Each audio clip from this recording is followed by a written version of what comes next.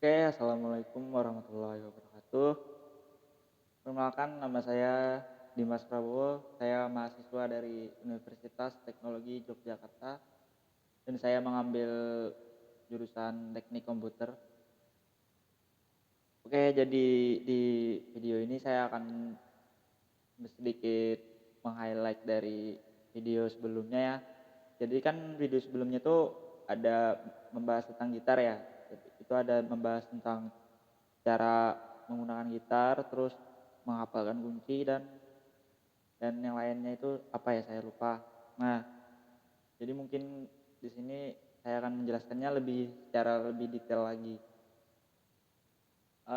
Jadi yang pertama itu menurut saya ya, kan kemarin kan sudah apa, membahas tentang harus punya gitar dulu. Nah, setelah udah punya gitar itu kalian juga harus bisa itu, apa namanya, nyetem gitar. Nah, untuk menyetem gitar itu juga ada caranya sendiri sih. Bagi kalau yang belum bisa ya, itu bisa pakai alat, itu biasanya ada orang jual atau kalian bisa beli di toko banyak di pasar. Nah, kalau kalian tidak mau beli juga, itu juga bisa menggunakan HP. Jadi banyak aplikasi-aplikasi sekarang tuh ya di Play Store, di App Store yang menggunakan, maksud saya yang digunakan untuk menyetem gitar tadi. Nah, urutan setemannya itu dari senar nomor 6 sampai nomor 1. Itu ada E, A, D, terus G, B, E, yang keenam E. Nah, itu kalian urutin saja biar nadanya tuh pas, nggak fales. Terus apa lagi ya? Em, udah sih itu aja. Terus kalian harus bisa mengenali bagian-bagian gitar yang misalkan ada fret, ada body gitar itu yang gede itu loh, yang di sini bagian sini biasanya. Nah, terus untuk fret itu kolom-kolomnya dari kolom 1, 2, 3 dan seterusnya. Biasanya kalau gitar-gitar biasa itu kolomnya sampai 15 atau 18, nggak tahu juga, ya kira-kira segitulah. Nah, terus mengenali bagian kepala gitar atau neck ya, di apa namanya, di bagian batangnya itu sampai di ujungnya yang buat nyetem. Nah, kemudian senar-senarnya, senar gitar tuh juga ada dua, ada yang string sama ada yang nilon. Jadi kalau untuk yang string itu biasanya digunakan di gitar listrik. Kalau nilon jarang sih ada gitar listrik pakai nilon ya, kecuali gitar akustik tapi dikasih itu equalizer, jadinya kan bisa kecolok ke listrik. Bedanya apa sih string sama nilon?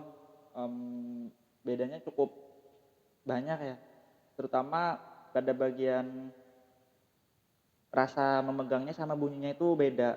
Jadi pas kalian coba itu, senar string itu agak sakit sih ya menurut saya, soalnya kan kayak keras, soalnya anunya, senarnya. Sedangkan untuk nilon itu lumayan nggak terlalu sakit tapi agak lebar dia, maksudnya spasi-spasi dari tali ke tali itu agak lebar, jadi agak agak panjang, tangannya harus bisa agak panjang. Nah, kemudian yang setelah itu kalian udah tahu kan bagian-bagiannya, terus bisa menggunakan apa namanya, les gitar, atau kalian pakai buku aja kalau mau belajar. Kalau saya dulu sih pakai buku, saya beli di pasar. Itu belajar sendiri main gitar ya, dari menghafali kunci-kunci dasar dulu. Itu lama banget, sekitar 1 bulan. Dari kunci C, kunci G, kunci A minor, E minor. Ya berat sih awal-awal. Soalnya kan tangannya agak sakit dulu, soalnya kaku. Nanti setelah bisa itu agak enakan ya, lumayan. Kalian artinya udah bisa sih, tinggal itu aja, mindah-mindah sama ngenjrengnya disesuaikan sama lagu. Nah, untuk lagunya itu kalian juga harus bisa ngikutin sambil nyanyi. Nah, walaupun kalian nggak bisa nyanyi, setidaknya suara kalian itu disesuaikan sama sama nada nada nada gitarnya itu. Misalkan ya do sama dengan C. Nah, kalian tuh harus nyesuaiin suara kalian tinggi rendahnya itu, intonasinya itu loh. Sama kayak yang di gitar. Jadi kalian nyanyi nggak fales gitu loh. Ya walaupun suara kalian jelek, tapi kalau sesuai sama nadanya itu bagus jadinya. Buat apa kalian punya suara bagus tapi nggak sesuai sama do re mi fa sol la si nya itu, jadinya kan gimana ya, jadinya fales gitu loh itu. Nah kalau udah lancar itu sambil nyanyi, tinggal itu sih latihan belajar belajar melodi dikit-dikit buat kalian yang pengen coba-coba belajar melodi ya. Sebenarnya nggak terlalu pakai banget sih kalau melodi itu, kecuali kalian manggung itu baru pakai. Kemudian apalagi ya menurut saya itu menghafali yang kunci-kunci yang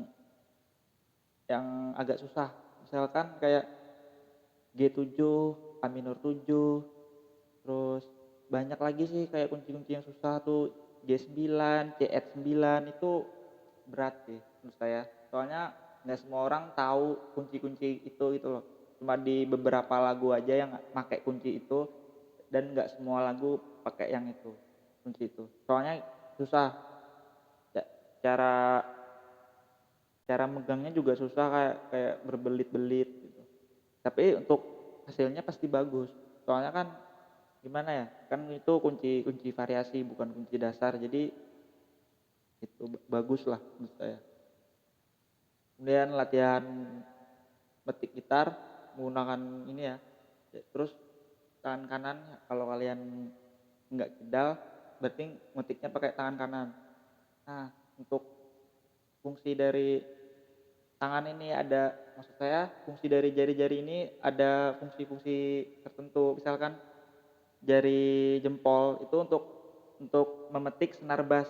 Misalkan bass dari bass itu senar dari 6 5 4. Nah, itu dipetiknya pakai jari jempol. Kemudian jari telunjuk itu senar 3, kemudian jari tengah senar 2, jari manis senar 1. Jadi kalian harus bisa kombinasiin 4 jari ini bisa bekerja satu dalam satu satu susunan. Nah, itu juga harus belajar yang rutin, harus bisa nyimbangin antara otak kanan dan otak kiri, di mana kalian harus bisa metik sambil kalian mindah-mindah kunci. Itu ribet sih sebenarnya. Tapi kalau bisa itu bagus banget hasilnya. Nggak rugi kok main-main belajar-belajar kayak gitu. Ya, terus apa lagi ya? Kayaknya itu aja sih dulu yang bisa saya share untuk video ini. Terima kasih sudah mendengarkan. Saya pamit undur diri. Wassalamualaikum warahmatullahi wabarakatuh.